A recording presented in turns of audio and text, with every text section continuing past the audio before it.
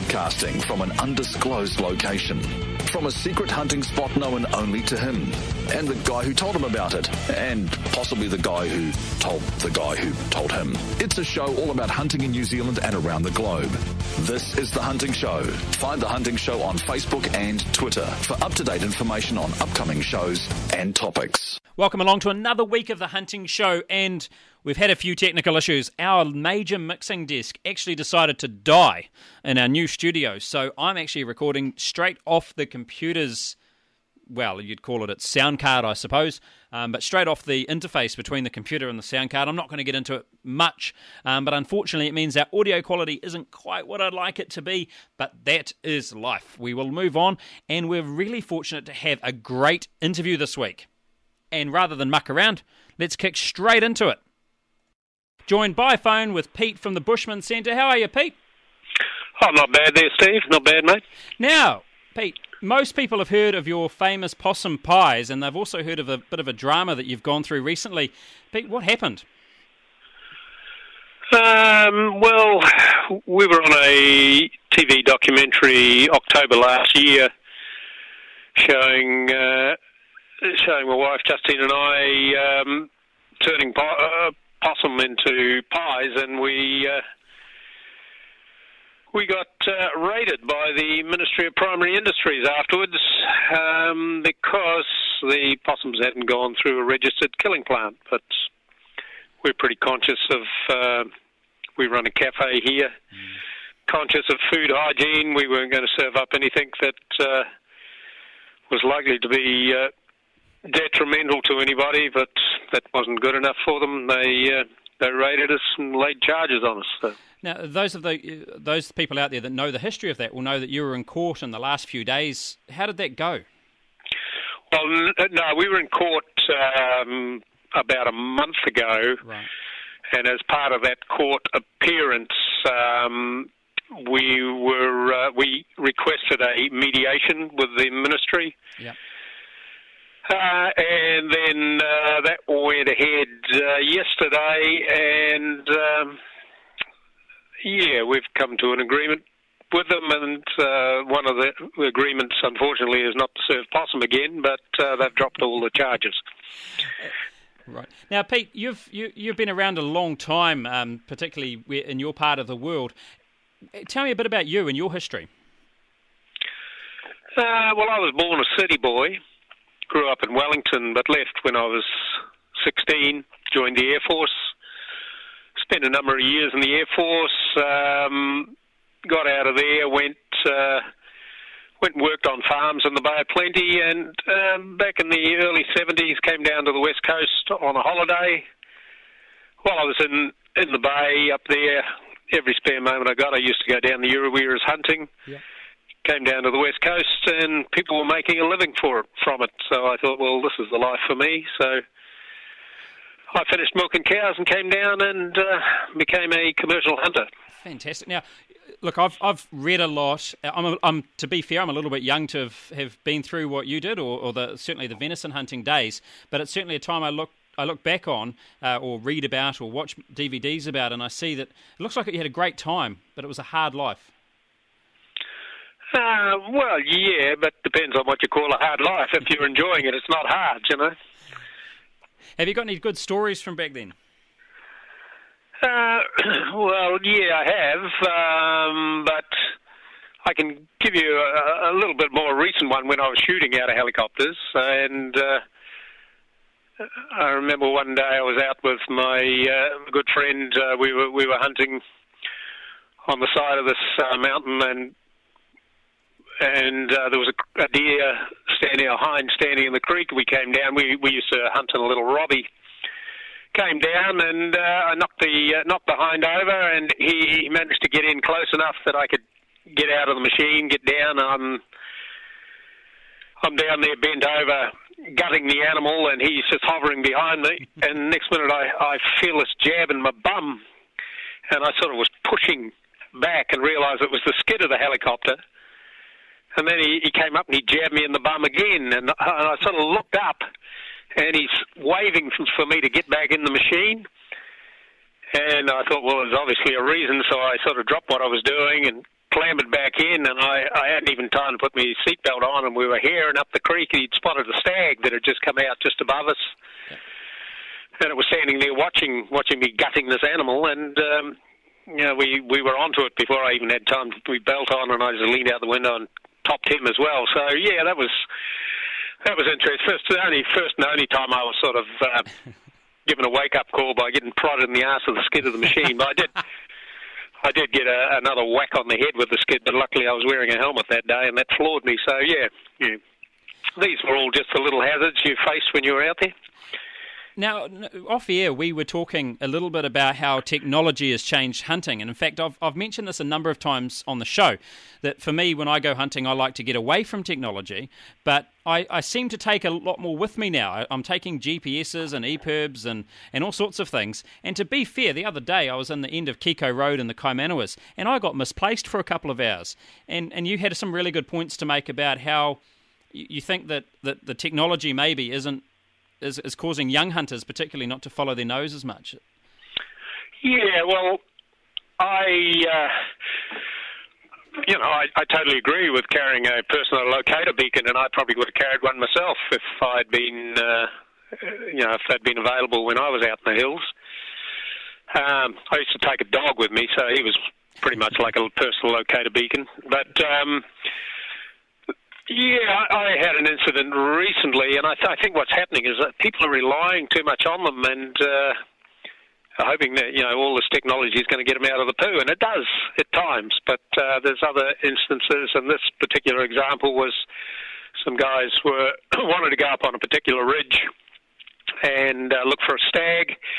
I used to hunt this country on a regular basis, laying poison lines up there, and I've carried deer off the tops up there. It's a good area for hunting. So I explained to the guys how to climb up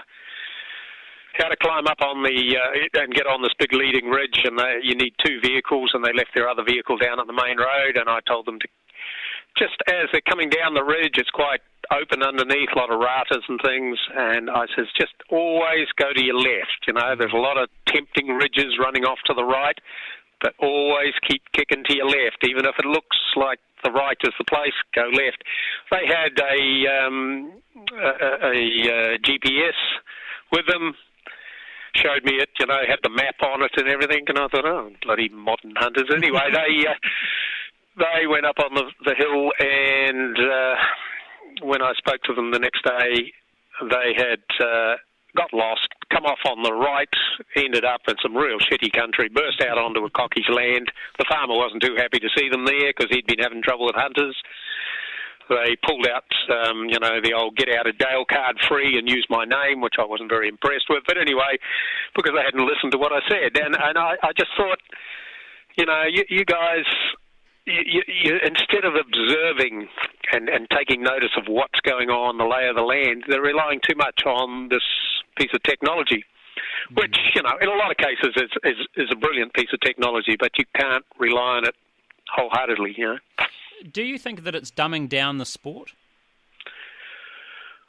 Oh, I don't know. The buggers have been hunting for years have been dumb, I don't think they're any dumber now than what they were bloody 50 years ago. But, I think it's something that it's just another piece of kit you got to carry. I mean, a map used to be, a fraction of the weight. And, when you're out there, okay, the locator beacon is probably a good idea. But, you don't need all this crap, Yeah. Now, because the part of the world you're in is pretty gnarly in places. Now, I haven't hunted anywhere near where you are, but you're just south of Hokitika, is that right? Yeah, we're about 35 minutes south of Hokitika. And you're backing into some pretty serious country. Oh, yes, there's no place for boys. It's interesting country. The ridges, you can get up onto them are really, a lot of them are nice and clear, and they're good, good places for wallows and things like that. But getting up to them, you've usually got to climb up through Supplejack and bloody bush lawyer and all sorts of mongrel stuff, So you really rely on finding game trails to get through it. But it's certainly good country, but it's very, if you're bush hunting, it's very close close shooting. It's interesting. I've talked to a couple of American hunters, and these guys are legendary worldwide hunters, and they rate the South Island. They every time say how gnarly it is and how hard work it is to make sure that you stay on top of your game, really. Yeah. Well, what I've found when I used to be hunting, on a regular basis is during the course of the day, you've got to use the weather and find the sunny sides of the hills, because you'll find the deer held up there. And deer are like, they're like fugitives. They don't sit right out in the open. They find a real, nasty little piece with bloody vines and stuff and get in there, because to get to them, you've got to make so much noise to get in at them. So, the animals are pretty smart, and yeah, it's, but when if you're out there and you've got a stag roaring, 20, 30 yards away from you, a lot of times he's making as much noise or more noise than you are. And so you can get quite close to them. And, I remember I took an American client out one time, and we got quite close to a stag, and then it bellowed, and this guy just about shed himself because he didn't realise we had lions in New Zealand, And, it was interesting. What sort of animals have you got in the country around you? It's red deer, tar, Himalayan tar, chamois, and feral goats mainly. There's a few little patches along the coast where you've got a few wild pigs, but not a lot. Now, tar hunting is something I have to confess I've never done. I've seen tar in the wild, and I've seen captive tar in the North Island. There's one captive herd of tar, but I've never hunted them, certainly not on fair terms anyway. What do they like to hunt? It's a challenge just to get to where they are. I mean, most people use a helicopter because they haven't got the time these days. And really, if you want to be careful about it, because you're in country that's steep, one slip and you're dead. And I've been involved in getting a guy's body off a hillside that fell, and that was after he had actually shot an animal. But the best thing to do when you're tar hunting is find yourself a nice sunny little spot, tuck in under a rock, get out of the wind or anything, and just sit there and glass an area, because if you walk around, the tar are generally sitting down. They'll see you, and they'll just stay there and just watch you, and you can wander halfway around the Southern Alps and you'll never see one. You just got to sit down and keep glassing an area, and you might think there's nothing there, but over the course of an hour, maybe 2 hours, all of a sudden, you'll see an animal here, an animal there, and you just watch them, and they're just going about their business, and you've just got to wait until they get themselves into a situation where, if you're going to take a shot at them, you can recover the animal. Have you ever hunted wapiti down there? No, I haven't. I've been in the area, but never actually seen one. No. Oh, that's okay. Last week we interviewed the guys from the Fiordland Wapiti Foundation and heard about all the good work they were doing, and it's inspired me to try and get into the ballot this year, or next time around. Yeah. No,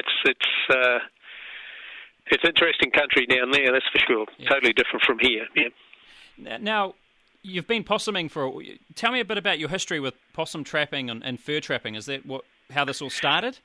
Yeah, basically, when I arrived on the coast, I ended up trapping, and back in those days we used to send all our skins down to the auctions in Dunedin at Dalgetty's, and made good money from them.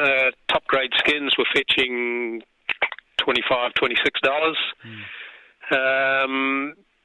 Usually if you send a line of skins down, you could average $15 for a line of skins, and there was some good money to be made back in those days. There was good numbers of possums around. Yep. The only problem is you only got paid 5 times a year because they only had 5 auctions. Yep. What are the numbers like now? There's lots of work going into eradicating possums. Are you still seeing plenty around? No, in the front country, the possums have really been hit hard. Yeah. There's certainly not the numbers around with all these pest control agencies running round, and of course that bloody horrible stuff, 1080. is, it kills possums, there's no doubt, but we won't go into that. It also kills everything else. Yeah, we didn't intend to talk about 1080 at all in this one, but every time we do a show that mentions 1080, the anti-1080 lobby and the pro-1080 lobby have it out on our Facebook pages, our websites, and we get emails and hate mail from either side. So I'm going to leave that one alone, but you must have a strong anti-1080 lobby in the South Island. Yep, you're damn right we have. We've even got a political party stemmed out of the South Island now to do with ban 1080. So, that's, I mean, the majority of it gets dropped in this area, or big quantities of it. So, of course, there's a lot of opposition. Now, tell us about the history of the Bushman Centre. Well, I set this up here 1991. I first started the Bushman Centre, and that came about through, back in the late 80s. There wasn't the money to be made out of the possum, so I set up a horse tracking business. Yeah. And so I used to take people out on, day trips, 2-day, 4-day, and 6-day horse treks. And it was a nice thing to do. There wasn't people down here that were getting into tourism much, so it was a bit of a novelty for people. But one summer we had a really wet summer, and I had to cancel so many trips. And even when the weather turned fine, we couldn't get the horses through the rivers. So I thought I need an indoor job, and during that time I used to tell people about the hunting and the trapping and things like this, and people seem to be interested in it. So that was the basis for setting up the Bushman Centre. We decided to do all display how people used to make things from the helicopter days, the fur trapping, the timber industry, everything to do with how people made a living from the bush on the west coast. And so we started in Harry. We leased a building for 2 years, and then built our purpose-built building at Pukekura in 1993. Yep. So we've been going for a few years, and you got the pub there as well, is that right? Yeah. We bought the pub about 13 years ago, the Pukie pub, but that's been a bit of a burden because, with the drink driving things, and because we're quite a way out of town, most of our customers were tourists. People sort of then, they wouldn't drink after they wouldn't drink if they were travelling. So in the end, we decided, no, we'll just close the place down for now. So we've done that, and we haven't been inspired to open it up again at the moment. Yeah. And I see you've got some accommodation. Yeah. We get a lot of groups in, tour groups and individuals, motorbike groups coming through. I'm actually looking to set up a thing called the Bushman's Experience, where people can come down and spend 3 days here, and we'll go through all the skills that a lot of people have lost, actually. And I see you've taken away the luxury safari tents. My wife was really interested in coming and staying in those. Yeah. Well, that was an idea. We always seem to be pretty 10 or 20 years before our time. We came up with that idea back about 15 years ago, and at the time we were getting in. I'd organised a loan. We were going to set up all these tents. We had 2 of them already done, and then the Arabs blew up the Twin Towers, and I decided it probably wasn't a good time to be borrowing money. So I pulled the pin on it, and the irony now is I know a number of hunting organisations and lodges that do something very similar to what we had in mind. So yeah, that was an idea. We were just before our time on that one. Yeah. Did you still get a bit of hunting in? Yeah, well, I've still got my helicopter. So, yeah, we get out there and shoot the odd animal and still do trapping and things. My wife and I generally fly back into the mountains and trap a few possums. So, Yeah. I still get out there, even though I'm not as agile as I used to be. I've got to watch where I'm putting my feet. I've generally got to take a minder with me these days. Oh, it's getting serious when you got a minder, mate. Yeah. Well, you never know who's lurking out in the bushes, you know. No, it's interesting. I remember a little while ago I had a good mate that used to do a lot of shooting with and hunting, and we had flown into an area miles from anywhere and landed, and we were I was setting a line of traps, and we were wandering along, and next thing I heard the dog growl and run over to the edge of this bank, and he's looking down and he's growling and carrying on. Oh, what the hell is he bloody looking at? So we wander over and look over, and here's two guys wandering along hunting. Now, we didn't have a clue they were there. Luckily, these fellas were, dressed in their high-vis gear and stuff. They were really nice, a couple of nice young guys from Christchurch. But the chances of running into somebody where we were seemed, a 1 in a million chance. But just shows you're out there, you never know who else is poking around. They heard us come in, but obviously we didn't know they were there.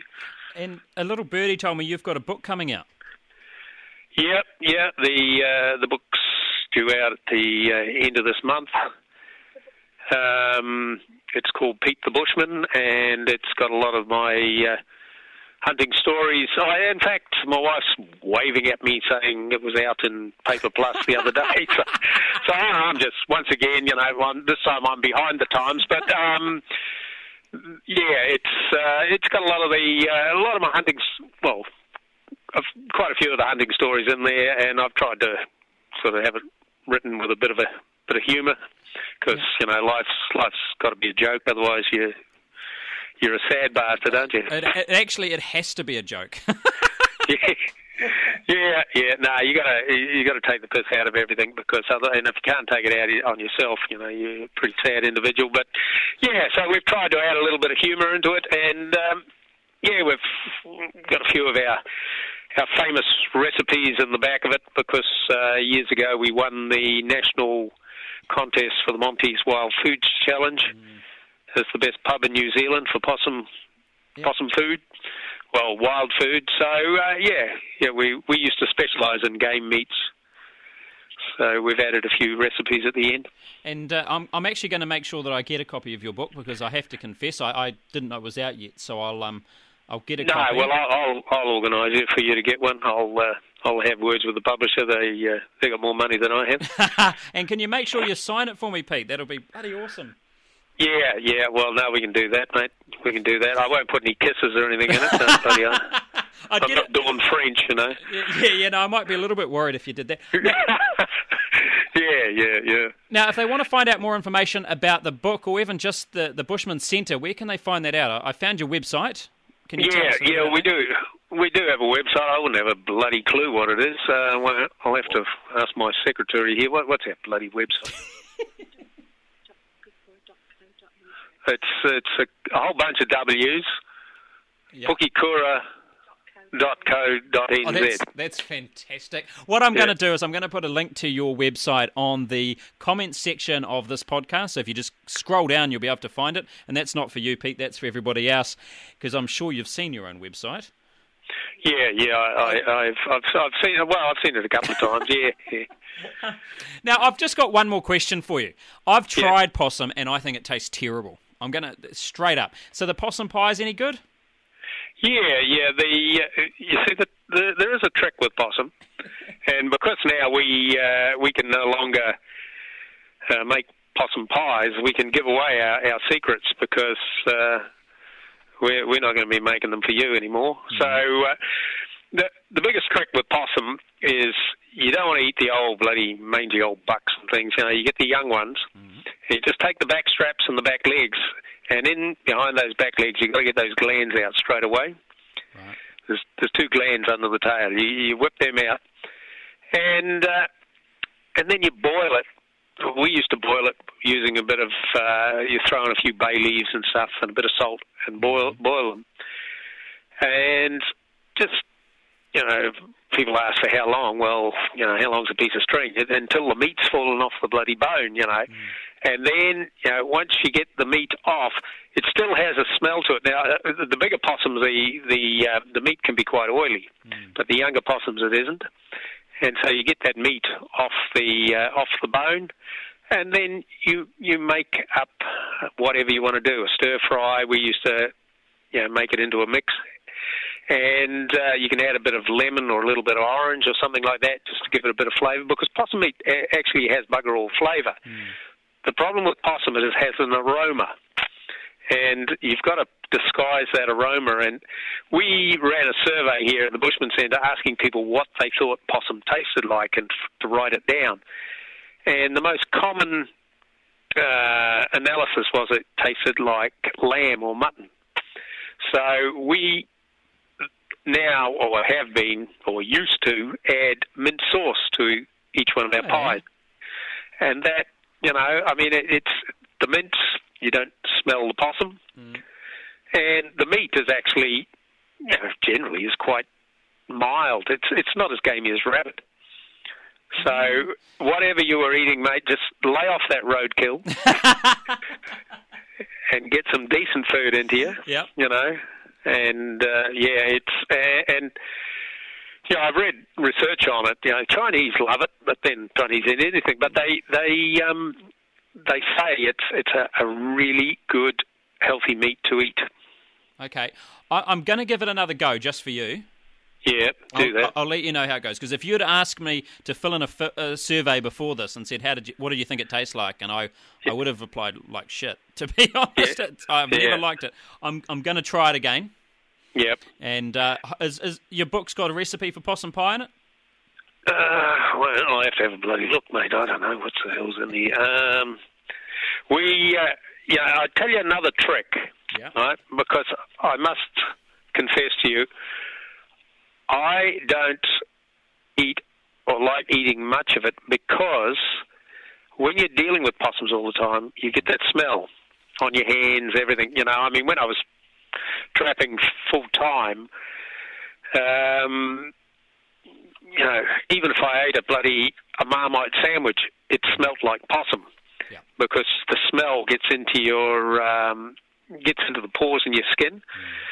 So if you're going to try possum again, get somebody else to bloody skin it. Yeah. Right? I'm not. Get somebody else to do it, and then cut the thing off, throw it in the pot, boil it, and then you take over from there, and you'll find that you don't have that initial smell effect, But we do have a recipe in there, and it's called Chicken of the Forest. Yeah. And this is this particular one, we won this in our whitebait soup. We won the National Monteith Wild Foods Challenge with it. Good stuff. Well, Pete, thank you so much for joining us on the phone. I'm going to make sure that I come down and see you. We'll endeavour to have a beer together. I'm heading down the West Coast sometime late this year, hopefully. So we'll catch up and have a bit of a yarn. And if you want to buy that book, available at Paper Plus and all good bookstores. That's a pretty wanky marketing line, but let's use it. And we'll catch up again another time. Okay, Steve. Yeah, well, thanks for ringing, mate. And I look forward to catching up with you when you come down. That's it. Another week of the Hunting Show. There we are. And look, if you've checked out our website lately, www.thehuntingshow.co.nz, you'll notice some changes. And the biggest changes is we're hanging off the Farming Show's website now, which is so cool. It means that we get all the resources and all the support that they offer us, and hopefully we can continue to grow. The interesting thing is, with our growth so far, is we are New Zealand's #1 podcast. Well, that's not entirely true. I'd like to think we were #1. We're very close to #1, but the couple that probably beat us, I wonder whether they're lying. Because our audience is very loyal. In fact, most of you download the podcast every single week because we can see with our metrics and things that come through how many people are listening and how many people are following us. And speaking of following us, if you follow us on Facebook, if you're active with us in general, send us emails, photos, particularly on the Facebook page, but also just directly to our email address, or put some comments on iHeartRadio. I'm definitely watching how many people comment on there. You could win those great knives from Gerber, and a big thank you to Gerber Knives for coming on board. Guys, be careful and good hunting.